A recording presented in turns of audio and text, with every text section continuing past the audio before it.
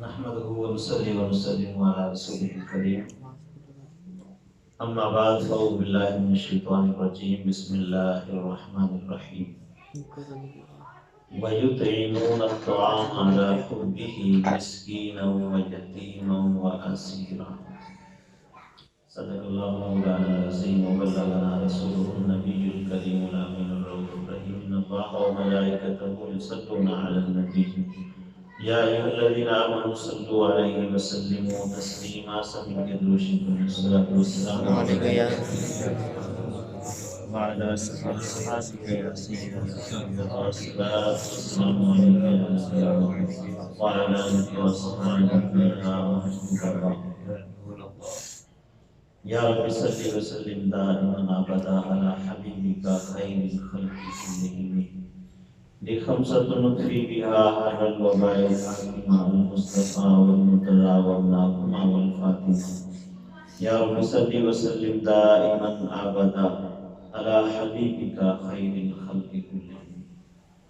نہایت ہی قابل قدر خاص طور پہ گرم بھائی جنہوں نے آج کی یہ محفل سجائی ہے اور باقی دیگر احباب جتنے بھی تشریف فرما ہے دعا کرتا ہوں اللہ تعالیٰ ہم سب کا آنا بھی قبول فرمائے آمین۔ شباز بھائی ماشاءاللہ آپ کو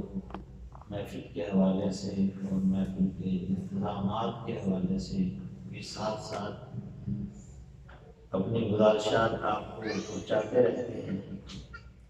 اور خاص طور پہ جب انہوں نے یہ کہا کہ چائے کا انتظام کیا جائے اور لنگر کا نہ کیا جائے تو میں پھر میرے ذہن میں یہ آیا مبارکہ آئی کہ جو خوشی سے کرتا ہے وہ کر لے اور جو خوشی سے مثلا کہ چائے کا انتظام یہ بھی لنگر ہی ہے انتظام تو کرنا ہوتا ہے لیکن کھانا کھلانا آج میں یہ پڑھ رہا تھا یہ بہت بڑا اجر و ثواب اور اس میں برکت ہے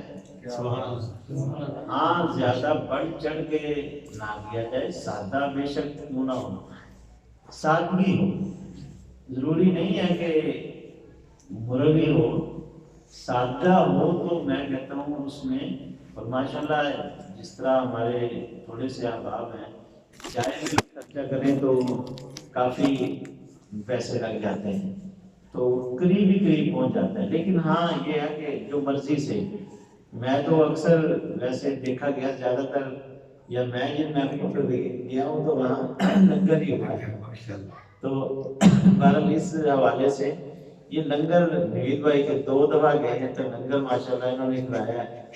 تو یہ پابندی نہیں مرضی ان پہ چھوڑ دیں یعنی جو چائے کرنا چاہتا ہے چاہے لیکن لنگر کی آج میں کیونکہ آیت میں نے وہ پڑھی ہے تو لنگر کی بھی بڑی فضیلت ہے کھانا کھلانے کی آپ صلی اللہ علیہ وسلم کو بڑا پسند ہے تو اس لیے میں بات کر رہا ہوں یہ نہ سمجھنا کہ ہمارے نظام کے خلاف یہ اس نسبت سے کہ نبی صلی اللہ علیہ وسلم کو جو پسندیدہ عمل تھا وَيُطْعِمُ الطَّعَامَ کھانا کھلانا اور صحابہ کرام علیہ السلام کی بھی آیت کریمہ تھی سرکار کو دعوت دیتے تھے اور سرکار کو بلاتے تھے بہرحال میں نے جو آیا کریمہ تلاوت کی ہے اللہ تعالیٰ اس میں بھی کھانا کھلانے کے حوالے سے ذکر فرماتا ہے یتیم مسکین اسیر 3 لوگوں کا ذکر ہے یتیم یعنی وہ جو بالکل غریب ہے اس کے ماں باپ نہیں ہے مسکین جس کے پاس کچھ نہیں ہے اسیر قیدی ہے ان کو کھانا کھلانا یہ قرآن پاک میں کھانا کھلانے کے حوالے سے اور بھی بڑی جگہ پہ اللہ تعالیٰ نے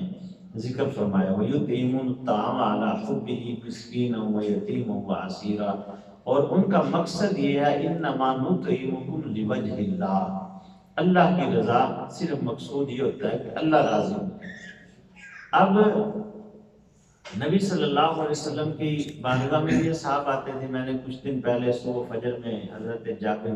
رضی اللہ تعالیٰ عنہ کی حدیث پیش کی تھی کہ آپ صلی اللہ علیہ وسلم کی غزوہ خندق پہ جب انہوں نے دعوت کی اور کیوں کی تھی کہ نبی صلی اللہ علیہ وسلم نے پیٹ مبارک پہ پتھر باندھا ہوا تھا، اور عرض کی یا رسول اللہ صلی اللہ علیہ وسلم آپ گھر جب تشریف لائے حضرت جابر رضی اللہ تعالیٰ عنہ پوچھا کچھ ہے؟ تو وہ آپ اس کی بیوی نے ایک بکری کا بچہ اور آٹا جو بھی تھا انہوں نے کہا اتنا کا ہے، تو جا کے سرکار کی بارگاہ میں نا ہلکے سے کہا حضور کھانے کے لیے تشریف لے آئے، تو نبی صلی اللہ علیہ وسلم نے فرمایا سارے اصحاب کو اعلان کر دیا ابھی جابر کے گھر دعوت ہے۔ تو آپ بظاہر تو ایسا لگا کہ میں نے تو اتنا انتظام نہیں کیا، تو اگر ظاہر ہے اب کسی کے ہاتھ جائیں اور کھانا کم پڑ جائے تو میزبان تو پریشان ہوتا ہے کہ یہ بلا لیا اور کھانا بھی نہیں کھلایا، تو پریشان ہو جاتا ہے۔ اب دعوت بھی حضرت جابر نے دی تھی لیکن سب کو نہیں دی تھی، فرمایا سرکار نے جو اعلان فرمایا گھر آ کے بیوی کو بتایا صاحب تو تقریباً 1500 کے قریب ہے، تو ایک ہم نے تو سوچا تھا سرکار کے ساتھ ایک آدھا غلام آ جائے گا بس، لیکن یہ اتنے صحاب سارے غزوہ خندق یعنی وہ خندق کھود رہے تھے سارے، اور بھوک بھی سب کو لگی ہوگی، ظاہر ہے سرکار نے جو ساتھ ملایا ہے، تو جا کے بتایا نا، بیوی بھی نیک تھی اسے پتا تھا، کہنے لگی آپ نے کیا کہا تھا؟ جی میں نے تو سرکار کو دعوت دی تھی۔ پھر سرکار نے فرمایا سرکار نے فرمایا تو سرکار جانے میں، اس کا عقیدہ بھی تھا جب سرکار نے فرما دیا تو سرکار پورا کریں گے نا۔ پھر اب سرکار صلی اللہ علیہ وسلم جب تشریف لائے تو فرمایا جابر یہ روٹی پکانے والی کوئی اور ساتھ ملا لو، لیکن آٹا گوندتے جاؤ اور روٹی یہ آٹا جو گوندا ہے بس روٹیاں پکاتے جاؤ، اور ہنڈیا جو ہے وہ بھی اس میں سے لیتے جاؤ اور ڈالتے جاؤ، اور آپ نے اپنا لعاب دہن آٹے میں اور سالن میں ڈالا۔ اب اس لعاب دہن کی برکت ایسی ہوئی کہ نبی صلی اللہ علیہ وسلم نے جو لعاب دہن ڈالا تھا تھوک مبارک جس سے ہم نفرت کرتے ہیں ایک دوسرے کے تھوک سے، لیکن وہ لعاب دہن جو برکت والا تھا بس ڈالنے کی دیر تھی، سارے اصحاب کھانا کھا چکے، حضرت جابر رضی اللہ تعالیٰ عنہ فرماتے ہیں کھانا اسی کی طرح بھرا ہوا ہے، سبحان اللہ، وہ ہنڈیا جو تھی نا وہ ایسے ہی بھری ہوئی ہے، سب نے کھا بھی لیا ہے، اور وہ آٹا تھوڑا سا ہی تھا نا، وہ روٹیاں کہاں سے آتی گئی؟ یہ ہے نبی صلی اللہ علیہ وسلم کی برکت۔ تو نبی صلی اللہ علیہ وسلم نے ویسے تو آپ نے یہ فرمایا کہ اللہ تعالیٰ کو بھی پسند ہے کہ جو کسی کو کھانا کھلاتا ہے اللہ تعالیٰ اس کے گھر میں برکتیں عطا فرماتا ہے، رزق میں وسعت عطا فرماتا ہے۔ تو اس لیے وہ ایک صحابی سرکار صلی اللہ علیہ وسلم کی بارگاہ میں آتے تھے اور ان کی حالت کریمہ کیا تھی، سرکار کے صحاب بھی بڑے کمال تھے، وہ جب تشریف لاتے تھے نا تو بازار سے کوئی چیز خرید کے نا سرکار کی بارگاہ میں پیش کر دیتے، اب سرکار اسے تناول فرما لیتے اور بعد میں عرض کرتے یا رسول اللہ صلی اللہ علیہ وسلم یہ جو چیز آپ نے کھائی ہے نا اس کے پیسے بھی دینے ہیں، وہ مانگ رہے ہیں، جس سے لے کے آیا نا غریب سے آتی تھی، اور آپ صلی اللہ علیہ وسلم فرماتے تھے یہ دیہاتی ہے یعنی پینڈو ہے، ہم شہری ہیں اس کے، سرکار اس سے محبت بھی بڑی فرماتے تھے، تو وہ نا ایسے ہی چیز خرید کے لے آتا، تو پھر عرض کرتا یا رسول اللہ صلی اللہ علیہ وسلم یہ جو آپ نے کھایا ہے نا اس کے پیسے بھی عطا فرما دے، میں نے دینے ہیں۔ فرمایا میں نے تو نہیں آپ کو کہا کہ لے کے آ، عرض کی حضور آپ نے تناول تو فرمائی ہے نا، تو سرکار حضرت صدیق کو فرماتے جاؤ اس کے پیسے دے آؤ۔ تو یہ ان کا ایک معمول تھا حضور کی بارگاہ میں نا کوئی چیز پیش کرنے کی، حالانکہ غریب تھا نا اس کے پاس تو کچھ تھا نہیں، لیکن وہ صحابہ کہتے تھے جس دن سرکار صلی اللہ علیہ وسلم کبھی پریشان ہوتے نا تو ہماری خواہش یہ تھی کہ یہ صحابی آ جائے، کیونکہ انہوں نے سرکار کو خوش کر دینا ہوتا ہے، ان کی عادت ہی یہ تھی سرکار کو دیکھیں نا اپنی جیب سے بھی کچھ نہیں کھلایا اور سرکار کو بھی خوش کر دیا۔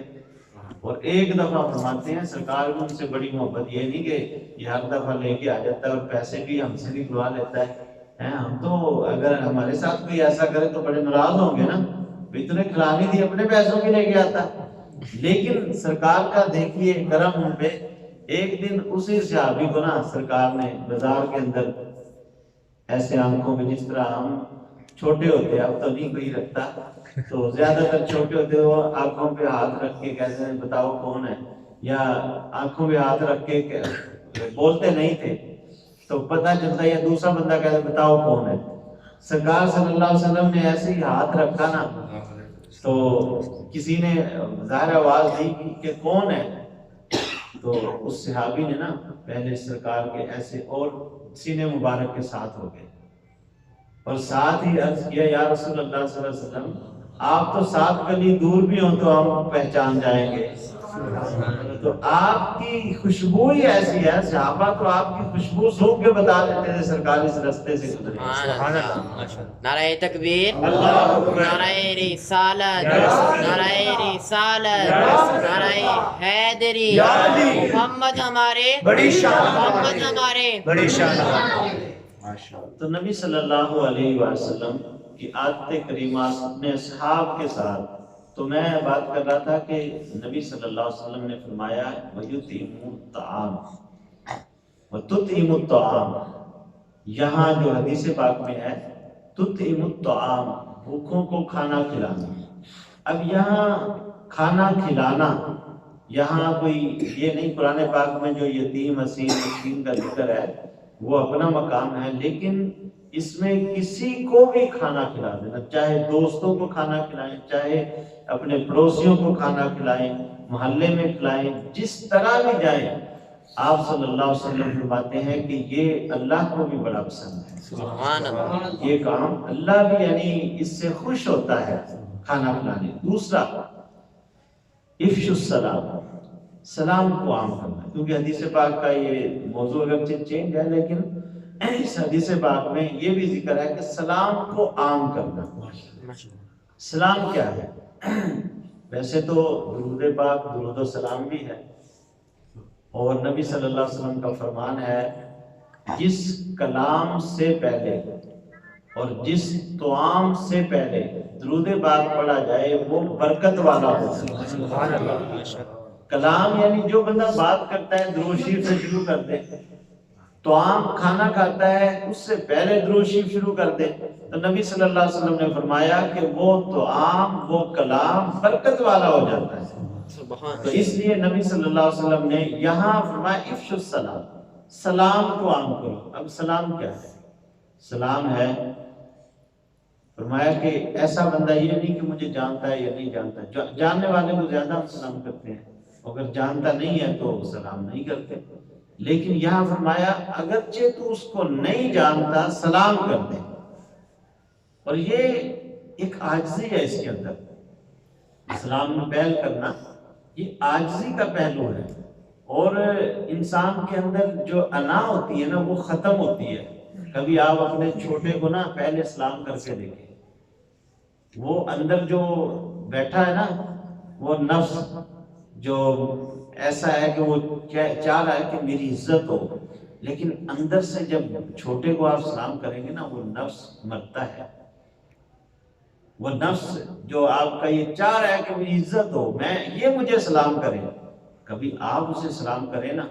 تو انسان کے اندر وہ جو میں ہے یا اپنی ایک عزت کہ میری عزت کی جائے، جب دوسروں کو عزت دیں اللہ تعالیٰ اور عزت عطا فرما دیتا ہے۔ اس لیے انسان کو کوشش کرنی چاہیے، بلکہ یہ جو میں ہے نا اپنی، میں بعض اوقات کہتا ہے کہ میں بڑا کچھ ہوں، میں بڑا کچھ ہوں، لیکن حضور بابا بلے شاہ رحمۃ اللہ علیہ انہوں نے تو کمال ایک شعر بڑا پیارا فرمایا ہے، آپ فرماتے ہیں پھلاں داتو عطر بنا عطراں داتو کٹ دریا، یعنی پھول کٹھے لے لے اور اس کا پھر عطر بنا دے، یعنی اس کے اتنا اس کی خوشبو اور عطر بن جائے، پھر وہ اتنا ہو جائے کہ دریا ہو جائے، یعنی دریا کے طور پہ تو اتنا عطر نکال لے، پھر کیا کہتے دریا وچ ٹبیاں لا مچھیاں وانگ تیریاں لا، جس طرح مچھی پانی میں رہتی ہے نا تو اس طرح عطر میں ہر وقت رہے، مچھی باہر آئے مچھلی تو کیا ہوگا؟ مر جائے گی، یعنی وہ ہر ٹائم اس میں عطر میں رہے، لیکن آپ فرماتے ہیں پھر بھی تیری بو نہیں مکنی پہلے اپنی میم کا یعنی جو میں نا وہ نہیں مرے گی تو عطر میں بھی رہ کچھ نہیں ملے گا. تو یہ بابا بلے شاہ رحمۃ اللہ علیہ یہ ذرا ڈونگی تھوڑی سی باتیں ہوتی ہیں لیکن سمجھنا پڑتا ہے کہ کہاں سے بات کی. خوشبو لگا لے ظاہر بڑا کچھ کر لے لیکن اگر میں نہیں ہوں گی تو کچھ بھی نہیں ہے. تو بات بس موضوع ٹائم بھی کافی ہو گیا لیکن یہ باتیں ایسی ہیں کہ کوئی موضوع کوئی بنا کے نہیں میں چل رہا. جو باتیں آگے آ رہی ہیں اور خاص طور پہ محفل کے جو بھی کوشش کرتا ہوں کوئی ایسی بات آپ کے گوش گزار کرتا ہوں جس پہ سن کے کوئی عمل کر لے اور ہماری دنیا اور آخرت اس سے بہتر ہو جائے. آمین. دعا ہے اللہ تعالیٰ سے جو کچھ میں نے عرض کیا ہے اللہ